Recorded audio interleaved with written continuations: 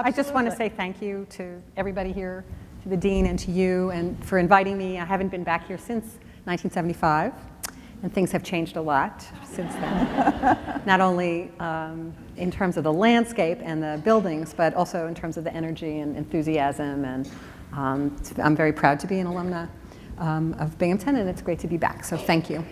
When I was in undergraduate school, I read A Room of One's Own by Virginia Woolf, and that book changed my life without my knowing it completely at the time.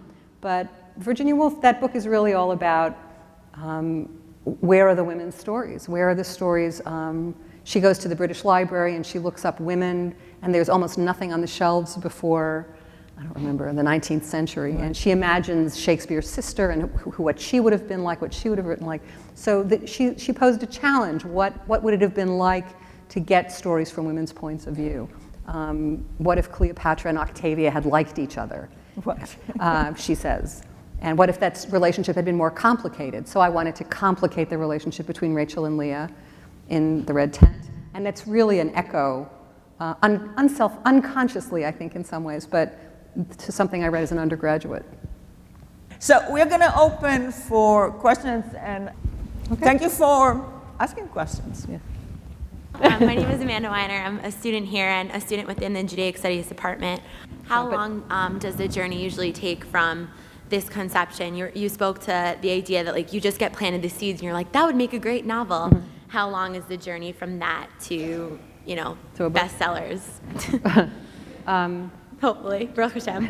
One bestseller. Well, that actually, day after night, really did have this light bulb moment that this would make a great novel, but I was not in a rush to write it because I really did not want to write another Holocaust. I didn't want to write a book about the Holocaust. I really didn't. But it just kept tapping me on the shoulder, and I didn't want someone else to get to that story before I did. And also because it's in the rearview mirror a little bit. This is a book about after, this post-Holocaust really, and resilience, what happens afterwards. So once I actually committed to writing the book, it was about 3 years between this, maybe even 3.5 between really making the decision to do it, signing a contract, and turning in a manuscript. So it's at least 3 years for a novel. The nonfiction books are a little bit, I can write those a little bit faster.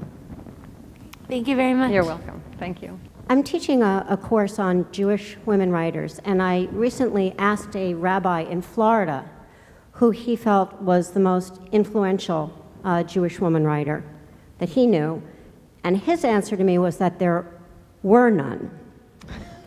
I'm really hoping you'll give me a different answer, and I'm just wondering who you would pick and why. There's just this huge range from very serious and scholarly, Cynthia Ozick to Sarah Silverman, okay? And that's living, that's contemporary, and more coming all the time. So, in the past, Yezierska, that's a novel that had a lot of impact on me as a kid. And actually, I was just, maybe you can help me. I just read, there were authors in the 1920s who were very popular authors, published in the New Yorker, Rose Cohen, right? Rose Cohen, Rose Cohen? She published several novels, vanished, was part of the American scene, but she was kind of a flavor of the month. She came and went, the way that novelists do sometimes. So I think there have been Jewish women writers for centuries, and well, for a couple of centuries. A lot of them are invisible, and some of them are forgotten, and there are more to come. I would like to thank Anita for sharing views and positions and wisdom and humor and doing it all graciously. It was fantastic. Thank you. It was great. Great evening. Come join us.